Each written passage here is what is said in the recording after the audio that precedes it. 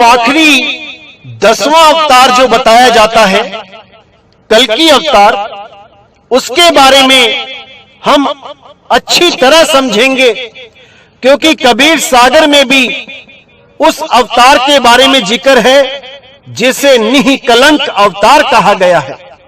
निःकलंक अवतार का मतलब क्या है? जिसमें कोई कलंक ना हो, जिसमें कोई त्रुटि ना हो, जिसमें कोई भी कमी ना हो। यानी कि ऐसा क्या है जिसमें कोई कलंक, कोई कमी ना हो? मुझे नहीं लगता कि वो किसी शरीर की बात की जा रही है, क्योंकि अगर ऐसा कुछ है जिसमें कोई कमी नहीं है, जिसमें कोई कलंक नहीं है, तो वो केवल आत्मदेव है।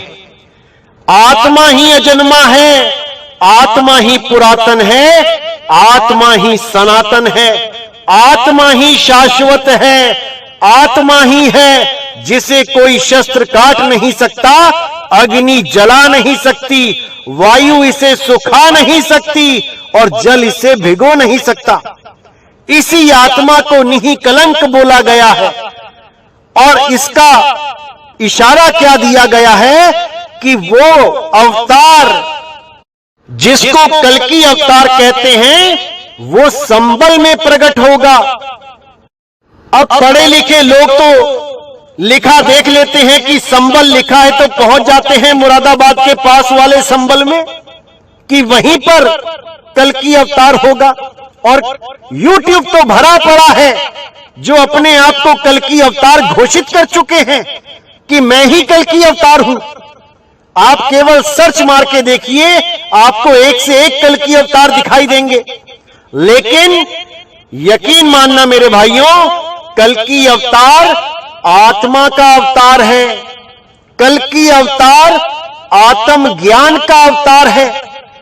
और वो संबल और कुछ नहीं है। संबल का मतलब होता है समान बल। सम यानी समान, बल यानी ताकत। एक ऐसी चीज जो सब घटों में रम रही है और उसका बल सबके पास समान है। वो चींटी से लेके व्हेल मछली तक को चला रही है। वो सबको चला रही है, समान बल से चला रही है, क्योंकि समान बल केवल आत्मदेव में है। अगर शरीरों की बात करोगे तो समान बल नहीं है। कोई 10 किलो उठा पाता है, कोई 50 किलो, कोई 100 किलो। कोई जंगल में छोटा सा जीव बड़े जीव के द्वारा मारा जाता है, समान बल नहीं है। समान बल केवल आत्मदेव में है। क्योंकि गीता में भी बोला गया, हे अर्जुन, ये जितने भी राजा महाराजा तुम्हें दिखाई दे रहे हैं, ऐसा कोई समय नहीं था जब ये नहीं थे, ऐसा कोई समय नहीं आएगा जब ये नहीं होंगे। तुम केवल इन राजा महाराजाओं के शरीर को नष्ट कर सकते हो, तुम इनकी आत्मा को नष्ट नहीं कर सकते, क्योंकि आत्मा निःकलंक है, क्योंकि आत्मा कल्कि है। आत्मदेव ही निःकलंक है। लेकिन जो इस अवतार को शरीर मान के बैठ जाएंगे, उनके लिए ये ज्ञान सदा गुप्त रहेगा। आज परमाणु युग है। आज कहीं युद्ध होता है तो परमाणु बम फेंक दिए जाते हैं, बड़ी बड़ी मिसाइलें, बड़े बड़े रॉकेट लॉन्च किए जाते हैं। और अगर आज के युग में कोई अवतार प्रकट होगा भी, तो क्या वो घोड़े पे और तलवार लेके प्रकट होगा? सोचने वाली बात है। अब ये घोड़ा क्या है और तलवार क्या है, इसको भी समझना पड़ेगा। ये घोड़ा क्या है? ये घोड़ा है अकल का घोड़ा, बुद्धि का घोड़ा। और ये तलवार क्या है? ये तलवार है विवेक की तलवार, जिसको मैं बार बार कहता हूं कि विवेक की तलवारें तिखी कर लो, इस पे धार लगा लो। इसी विवेक की तलवार से अज्ञान को काटते चले जाओ और ज्ञान को अपनाते चले जाओ। और अपनाने योग्य जो ज्ञान है वो केवल आत्म ज्ञान है। तो इस भेद को अच्छी तरह समझना है मेरे भाइयों। और आगे एक संकेत और दिया गया कि उस अवतार के माता पिता का नाम बताया गया कि विष्णु, यश और सुमति, ये माता और पिता का नाम बताया गया। यानी इस ज्ञान को उजागर जब किया जाएगा तो जो माता पिता का जो नाम होगा वो विष्णु जी के नाम पे, विष्णु यश जी के नाम पे होगा। और सुमति यानी सु यानी अच्छी और मति यानी बुद्धि। सु यानी अच्छी, सुंदर, शांत बुद्धि, क्योंकि बुद्धि दो ही प्रकार की होती है, या तो शांत या अशांत।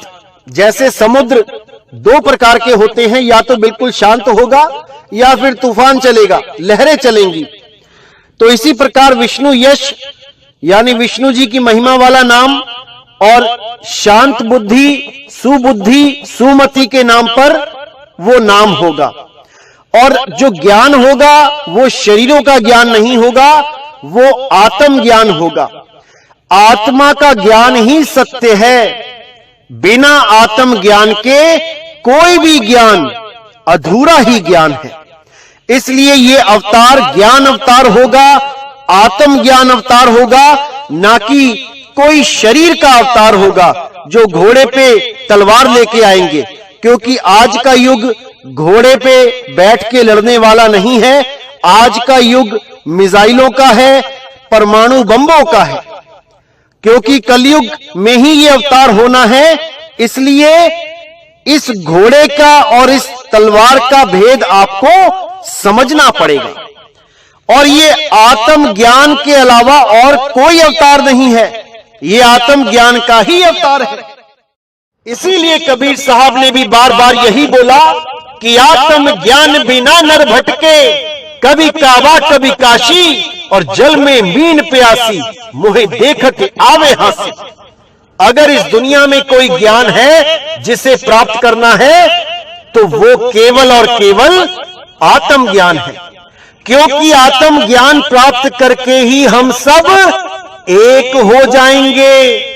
फिर हमारा कोई धर्म का भेद, कोई जात पात का भेद, कोई रंग का भेद नहीं बचेगा।